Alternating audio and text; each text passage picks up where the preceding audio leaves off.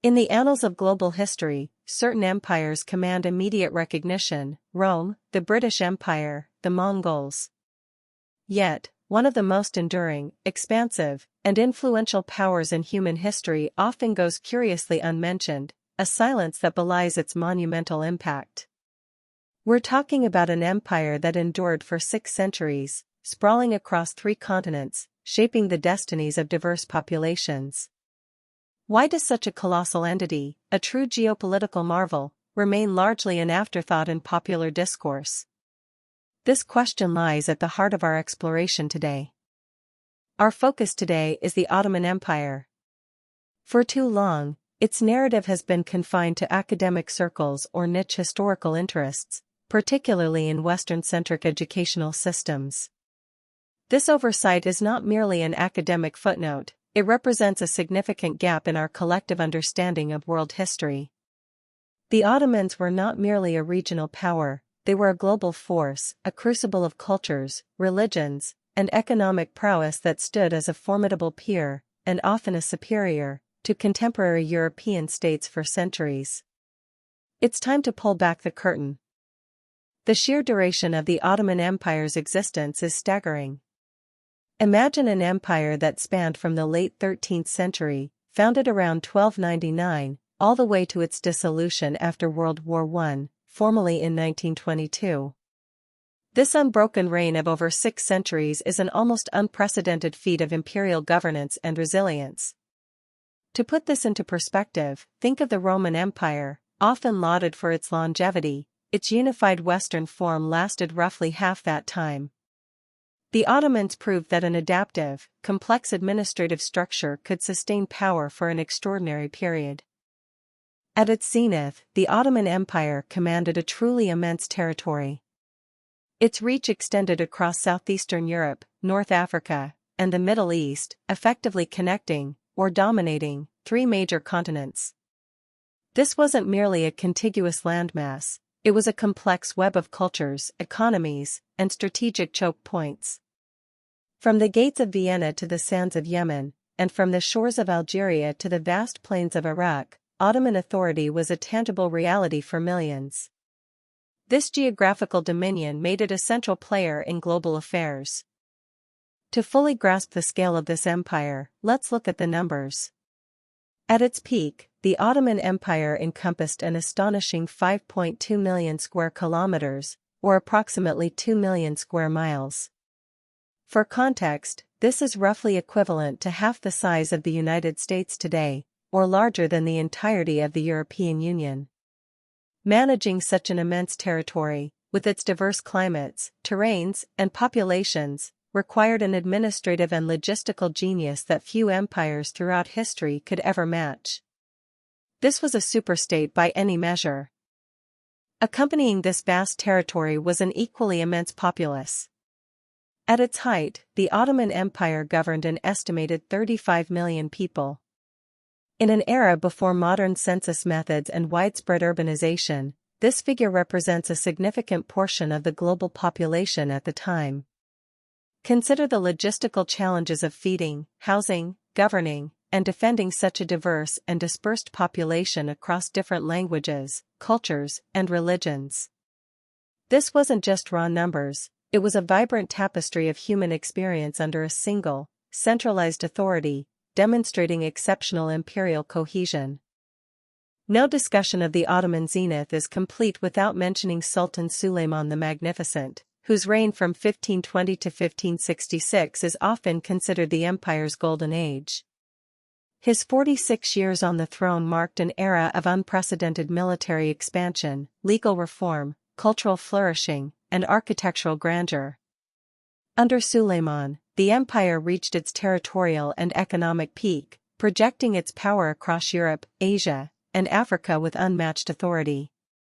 He was a strategic genius, a patron of the arts, and a legislator whose influence resonated for centuries. Suleiman's leadership wasn't just about conquest, it was about consolidation and cultural integration. He earned the epithet Kanuni, or the lawgiver, among his own people, reflecting his profound impact on the Ottoman legal system. He reformed existing laws, harmonizing the Sharia, Islamic law, with canon, sultanic law, creating a comprehensive legal framework that ensured justice and stability across his vast dominions. This blend of religious and secular jurisprudence was a sophisticated approach to governing a diverse population, fostering a degree of harmony often unacknowledged. The Ottoman Empire's geographical position was its strategic superpower. It sat squarely at the nexus of the known world, acting as a crucial bridge between East and West. This was no mere coincidence, it was a deliberate and often militarily enforced control over the most vital arteries of global trade. By dominating these pathways, the Ottomans didn't just facilitate commerce, they dictated its terms, funneling immense wealth into their coffers and exerting unparalleled influence over both European and Asian economies. This control was a cornerstone of their longevity and power. Foremost among these arteries were the legendary Silk Road and the invaluable spice routes. The Ottomans controlled key segments of both, effectively monopolizing the flow of luxury goods, spices, textiles, and technologies from Asia to Europe. This wasn't just about tariffs, it was about geopolitical leverage. European powers were heavily reliant on these Ottoman-controlled pathways, a fact that both enriched the empire and spurred European exploration for alternative maritime routes. This quest ultimately shifted global dynamics, but for centuries, the Ottomans held the cards. The wealth generated from controlling these essential trade routes was staggering. Customs duties, taxes on goods, and direct participation in trade created a robust economy that fueled the empire's military might, administrative infrastructure, and cultural flourishing. This economic power allowed for massive public works, lavish court life, and sustained military campaigns. It wasn't just about resource extraction, it was about sophisticated financial management and an integrated economic network that stretched across thousands of kilometers. This economic engine was often the envy of European monarchs. The military prowess of the Ottoman Empire was legendary, and central to this was the formidable Janissary Corps. These elite infantry units were the first standing professional army in Europe, predating similar formations in Western states by centuries. Their discipline, training, and cutting-edge weaponry, including early firearms, made them a terrifying force on the battlefield. The Janissaries were not simply soldiers, they were a distinct social and political class, fiercely loyal to the Sultan, and instrumental in many of the empire's most significant victories. Their story is one of innovation and dedication. The Janissaries were recruited through a unique system known as devshirme, or blood tax. Young Christian boys from conquered territories, primarily in the Balkans, were periodically conscripted, converted to Islam, and rigorously trained to serve the state. Stripped of their familial ties, they were indoctrinated into a meritocratic system, offering avenues for advancement rare in other societies. This controversial but effective method created a loyal fighting force and an administrative cadre with no allegiances outside the Sultan, guaranteeing a high level of devotion and competence. It was a brutal efficiency. Perhaps the most iconic military achievement of the Ottomans was the Siege of Constantinople in 1453. Led by Sultan Mehmed II, this monumental victory marked the end of the Byzantine Empire and ushered in a new era for the Ottomans. The innovative use of massive cannons, including the legendary Great Turkish Bombard, against the supposedly impregnable Theodosian walls showcased Ottoman military engineering and tactical genius.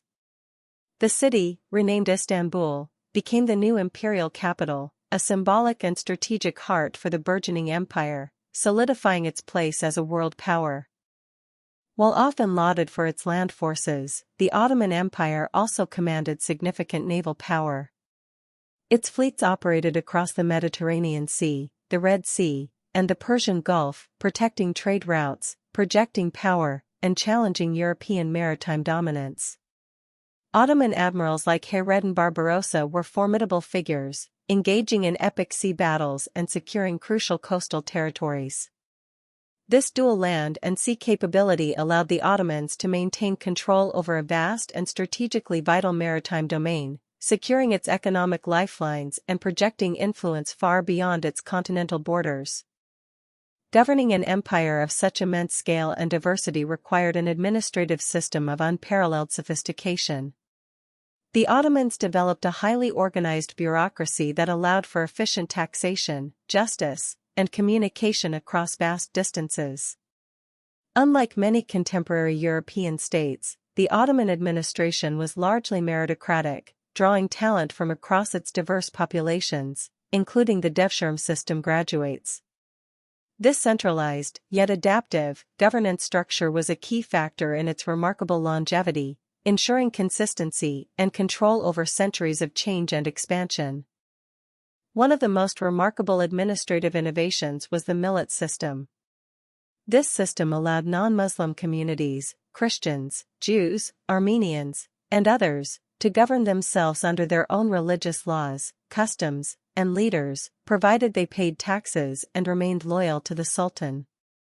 Far from a simple tolerance, this was a sophisticated mechanism for managing diversity, preventing ethnic strife, and integrating disparate groups into the imperial structure. It demonstrates a pragmatism and pluralism often absent in other major empires of the era, and it contributed significantly to social stability. The Ottoman legal system, as mentioned with Suleiman the Lawgiver, was a complex blend of Islamic law, Sharia, and sultanic decrees, canon. This duality allowed for flexibility in governance while maintaining core religious principles.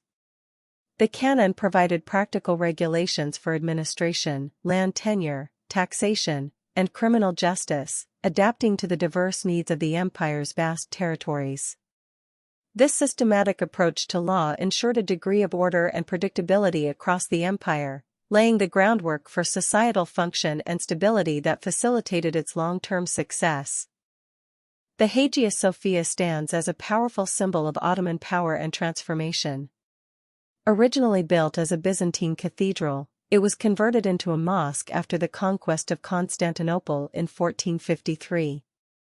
This act was not merely religious, it was a profound declaration of imperial dominance and a visual statement of a new era. Ottoman architects, inspired by its grandeur, later studied its dome and structure, influencing the design of countless mosques across the empire, including the magnificent Blue Mosque. Its architectural legacy is a testament to Ottoman cultural assimilation and innovation. Ottoman architecture is renowned for its elegance, scale, and innovative use of domes and minarets. Master architects like Mimar Sinan, often compared to Michelangelo, designed hundreds of structures, from mosques and bridges to hospitals and caravanserai, that define the urban landscape of Istanbul and many other cities throughout the former empire. These buildings were not just aesthetically pleasing, they were functional, serving the needs of a thriving society and projecting the might and sophistication of the Ottoman state. This rich architectural heritage is undeniable, yet often overlooked. Beyond military and administrative might, the Ottoman Empire was a significant center of scientific inquiry and innovation. Ottoman scholars made substantial contributions in fields such as astronomy, medicine, and cartography, building upon the rich legacy of Islamic Golden Age scholarship. Observatories, hospitals, and libraries flourished under imperial patronage, attracting scholars from across the Muslim world and beyond. This intellectual vibrancy, often overshadowed by the European Renaissance in Western narratives, was crucial for advancing knowledge and practical technologies, from navigation to healing arts. The arts also reached sophisticated heights under Ottoman patronage. Miniature painting, calligraphy, ceramics, textiles, and jewelry were highly valued and exquisitely crafted. Ottoman miniature painting, for instance, developed a distinct style, telling stories, documenting history, and illustrating scientific texts with intricate detail and vibrant colors. Calligraphy was considered the highest art form, intertwining spiritual meaning with visual beauty. This artistic heritage, a unique fusion of Islamic, Byzantine, and Persian influences, represents a vibrant cultural legacy that enriched the empire and continues to inspire awe today. To fully appreciate the Ottoman Empire's significance, it's essential to compare it with its European contemporaries. For much of its existence, the Ottoman Empire was often the most powerful state in Europe economically, militarily, and technologically. Its well-organized bureaucracy, advanced military, and control over crucial trade routes meant it could consistently challenge, and often defeat, coalitions of European powers. The fear of the Turk was a very real geopolitical concern for centuries, influencing European alliances, strategies, and even cultural output. This parity, or superiority, is often downplayed. Unlike many European empires focused on colonial expansion and direct resource extraction from distant lands, the Ottoman model was often one of consolidation and integration. Its power came from controlling vital arteries, taxing thriving populations, and integrating diverse communities rather than simply exploiting them. The millet system, for all its complexities, stands in stark contrast to the racial and religious subjugation common in other imperial frameworks. This difference in imperial philosophy allowed for a more flexible and, in many ways, more enduring form of governance, albeit with its own challenges and injustices. Despite its immense strength and longevity, the Ottoman Empire was not immune to internal weaknesses that eventually contributed to its decline. Corruption within the Janissary core, evolving into a political force rather than purely military, became a significant drain. The centralized system, while effective, also became vulnerable to palace intrigue and weak leadership over time. Economic challenges arose as new global trade routes bypassed Ottoman control after the Age of Discovery, reducing vital revenue streams. These internal issues gradually eroded the empire's once unrivaled efficiency and stability. Concurrently, external pressures mounted. European powers rapidly advanced in military technology and tactics, while the Ottoman military, once at the forefront, became increasingly stagnant. The disciplined Janissaries, once innovators, resisted reform and became an outdated force. This military disparity became starkly apparent in the 17th and 18th centuries. Simultaneously, rising nationalism among its diverse subject peoples, particularly in the Balkans, fueled secessionist movements, further fragmenting the empire's cohesive structure. The world was changing, and the Ottomans struggled to adapt. By the 19th century, the Ottoman Empire had earned the notorious moniker, the sick man of Europe. This derogatory term, coined by European diplomats, reflected its significant territorial losses, economic weakness, and inability to keep pace with the industrializing Western powers. While reforms were attempted, they were often too little, too late, and met with resistance. Despite its diminished status, the empire's vast strategic territory meant its fate was a constant source of international tension and political maneuvering among European powers, desperate to carve up its remaining lands. The final chapter for the Ottoman Empire came with its involvement in World War I, where it allied with the Central Powers. The devastating war, combined with internal revolts and external defeats, ultimately proved too much for the already weakened empire. Following the Allied victory, the Treaty of Sèvres in 1920 outlined the harsh terms for the empire's dismemberment.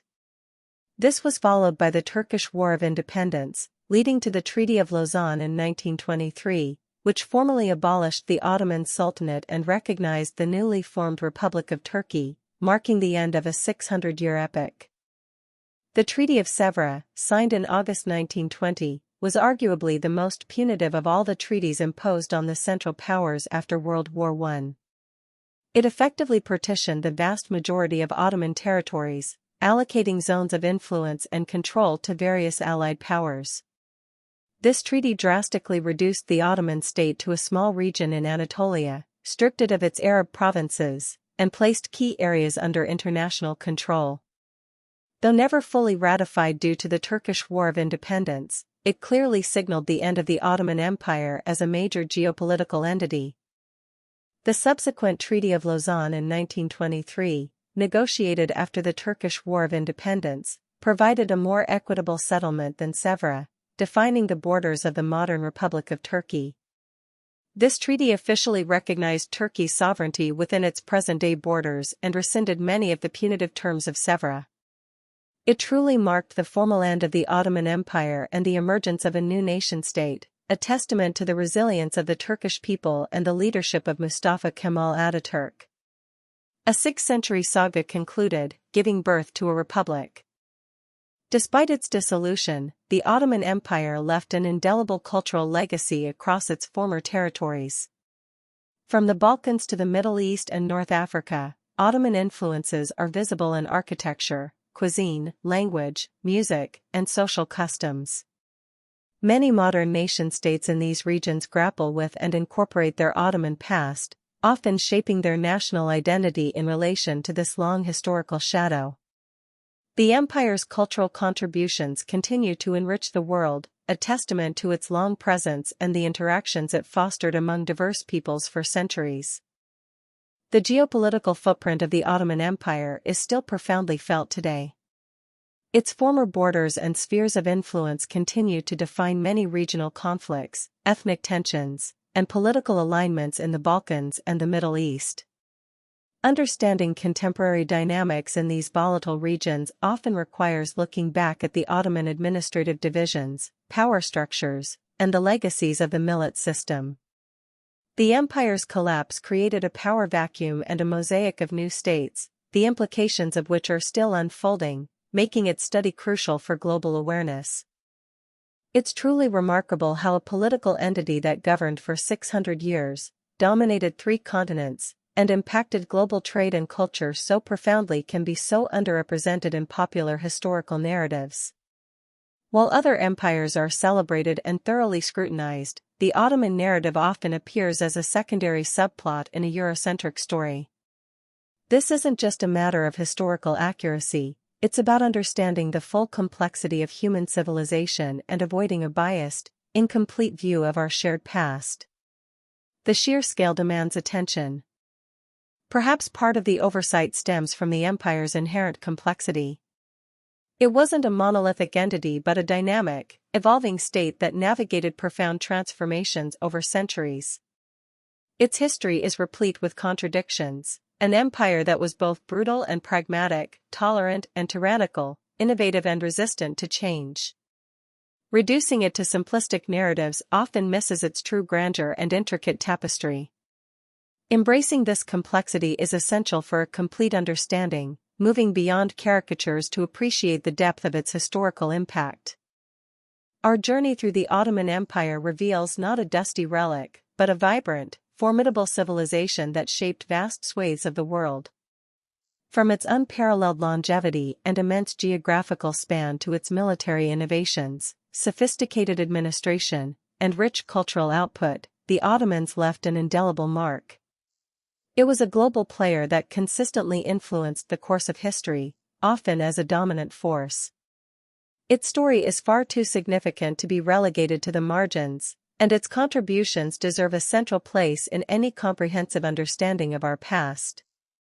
Studying the Ottoman Empire offers crucial insights into persistent global challenges, the management of diverse populations, the dynamics of intercontinental trade, the interplay of religious and secular law, and the impact of technological innovation. Its rise and fall provide a rich case study for imperial cycles, showing how even the most robust structures can succumb to internal and external pressures. It's not just ancient history, it's a mirror reflecting themes that resonate powerfully in our modern, interconnected world, urging us to look beyond familiar narratives for answers. Let's put the Ottoman 600-year span into stark comparison with other major empires often discussed. The Roman Empire, in its unified Western form, lasted roughly 500 years from its founding as a republic. The British Empire, though vast, truly dominated for less than 200 years. Even the Mongol Empire, for all its rapid expansion, sustained its peak influence for a fraction of Ottoman rule. This side-by-side comparison reveals the Ottoman Empire as a true outlier, a testament to an administrative and military model that achieved enduring success across diverse challenges and profound changes. It demands our attention. So, why has this monumental empire been so underrepresented in common historical narratives? The reasons are complex, including Western historical biases, geopolitical shifts, and the often uncomfortable realities of its imperial past. But dismissing its significance is a disservice to history itself.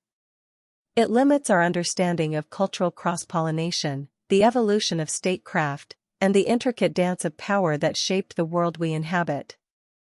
It's time to bridge this gap, to acknowledge and delve into the rich, multifaceted story of the Ottoman Empire, giving it the voice it truly deserves.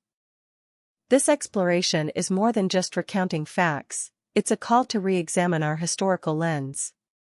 The Ottoman Empire stands as a powerful reminder that history is rarely as simple or as singular as it's often presented.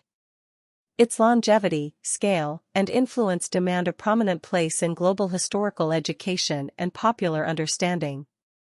By engaging with this overlooked giant, we enrich our appreciation for the diverse tapestry of human civilization and gain a more complete, nuanced perspective on the forces that have shaped our world. Let its story resonate. From its humble origins to its 6th-century reign across 3 continents, influencing trade, culture, and warfare, the Ottoman Empire represents one of history's most profound and successful imperial experiments. Its narrative is a testament to resilience, innovation, and adaptation, deserving of far greater attention than it typically receives. We hope this deep dive has illuminated just how much we miss by overlooking this colossal empire. The story of the Ottomans is not just a chapter, it's an entire volume waiting to be fully read and appreciated.